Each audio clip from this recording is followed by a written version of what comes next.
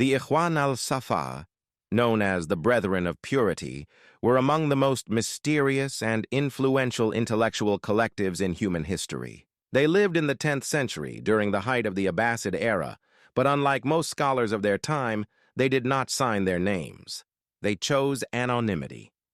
Not because they lacked confidence, but because they believed knowledge belonged to humanity, not individuals. Operating quietly in Basra, the Ikhwān al-Ṣafāqq formed a secret brotherhood of philosophers, mathematicians, astronomers, physicians, and theologians. Their goal was not fame. Their goal was total knowledge. They believed that truth could not be found in a single discipline. To understand reality, one had to study everything. The result was one of the most ambitious intellectual projects ever attempted, the Epistles of the Brethren of Purity. This encyclopedia consisted of more than 50 detailed treatises covering mathematics, geometry, astronomy, music, medicine, physics, biology, psychology, ethics, philosophy, metaphysics. Centuries before modern universities, the Ikhwān al-Ṣafāqq created a unified system of knowledge.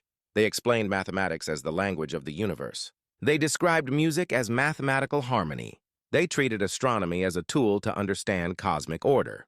They explored biology through observation and classification. They discussed the human soul using psychology, ethics, and philosophy together. One of their most remarkable ideas was intellectual evolution.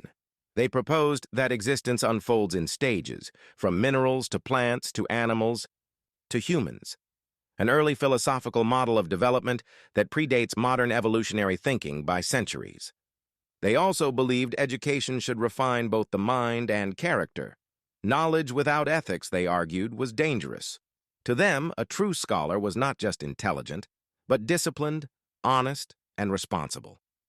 Their writings traveled widely across the Islamic world and later entered Europe through translation. Medieval philosophers studied their ideas, often without knowing who authored them, and that anonymity worked. Their ideas survived. Their influence spread. Their names faded. Modern encyclopedias, interdisciplinary education, and holistic science all echo the structure first laid out by the Ikhwān al-Ṣafāqq. They were not a school. They were not a single thinker. They were a collective intelligence, centuries ahead of their time. History often remembers individuals, but sometimes the greatest genius is a group that understood one truth before anyone else. Knowledge is strongest when it is shared.